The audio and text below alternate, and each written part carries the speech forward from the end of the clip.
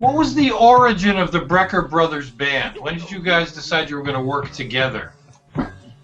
Well, that came in late '74 into '75, and I've told the story many times. I'll try to tell it as quickly as possible. But we had a band, Dreams, together, '71 and '72. Then we kind of rejoined Horace in '73. Then Billy Cobham hit kind of big, so we joined Billy's band for a couple years, and then I started writing. I was also friends with Dave Sanborn, who I had met at that aforementioned Stan Kenton band camp when we were 15. And Dave had just moved to New York from Woodstock. He was in town, and we had stayed in touch all those years. We were pretty close friends. And I had the idea of writing for a three-man horn section, me, Mike, and Sanborn.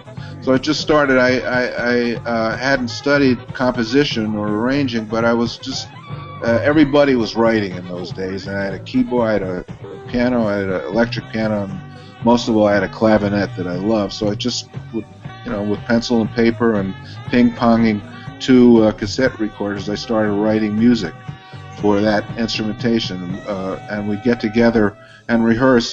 Don Grolnick, Will Lee, and Chris Parker lived in the same building, so we used one of their pads to rehearse. Grolnick was also writing stuff. Steve Kahn, who was also at these rehearsals, lived close by. He was writing stuff, so we were rehearsing all this stuff. We were all writing.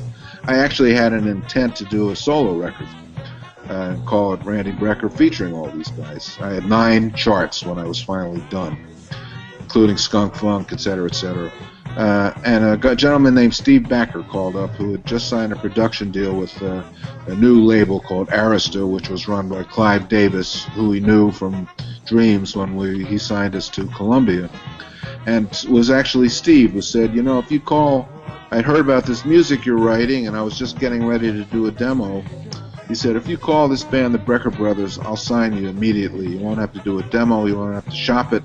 And at first I resisted because I wanted it to be a solo record. I said, well, I have to think about that because, first of all, there's 3 guys in the front line. Sanborn will look funny as be a long-lost cousin or something. But it was such a nice opportunity. The 2 of them, they talked me into it, and I don't regret the decision. It was a good name. We had never even... Imagine that. We've been playing together for 8 or 9 years by that point. Maybe not that long, but a good 7 or 8 years. And nobody ever coined that phrase. We never thought of it. Brecker Brothers kind of rolls off the tongue. So I said, okay. Something so iconic, man, and that happens so often that it wasn't your idea. Yeah, it was just happens. Yeah, generations of. Yeah, and a little addendum to that story. So we recorded the 9 tunes. I remember once Clive came to the rehearsal too. It was Harvey Mason on that tune, drums, and all the aforementioned guys, and we had Ralph McDonald in percussion. As a complete joke, we counted off Skunk Funk really fast. Like it was just a joke, and we played it, and everybody laughed at it. It was pretty funny. Of course, we ended up playing it like that eventually.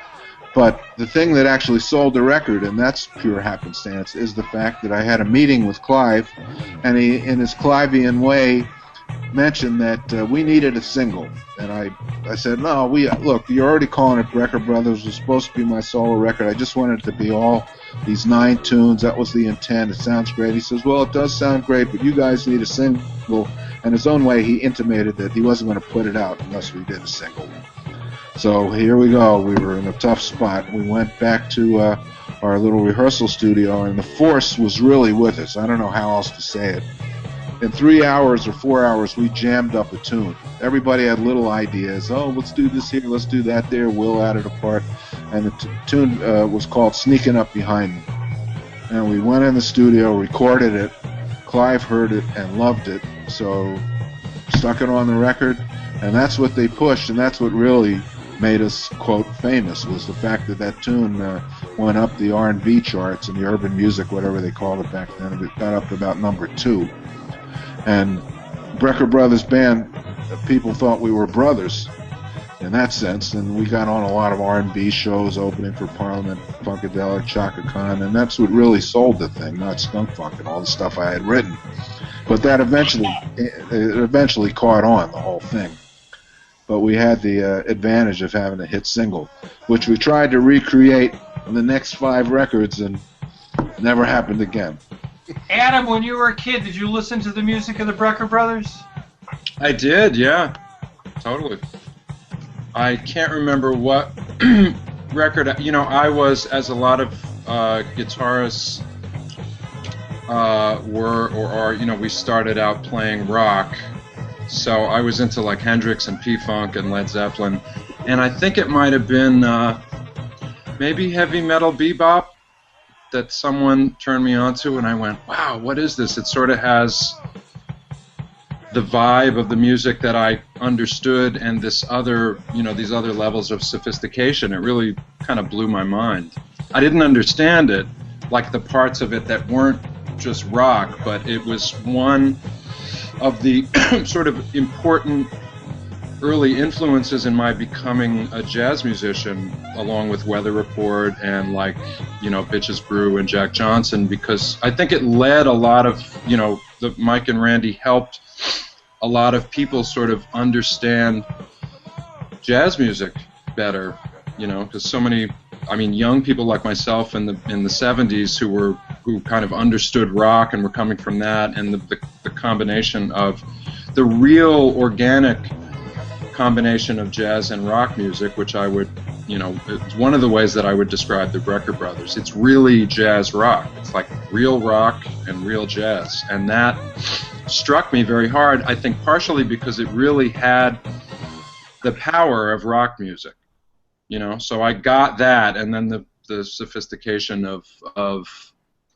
the, you know, harmonic and melodic and rhythmic sophistication of jazz that excited me, and, you know, I didn't understand it. That, as I said, along with Weather Report and various other things, led me to trying to figure out what was going on with jazz and start to listen to Charlie Parker and Miles Davis. So, you know, Randy and Mike were hugely influential in that way.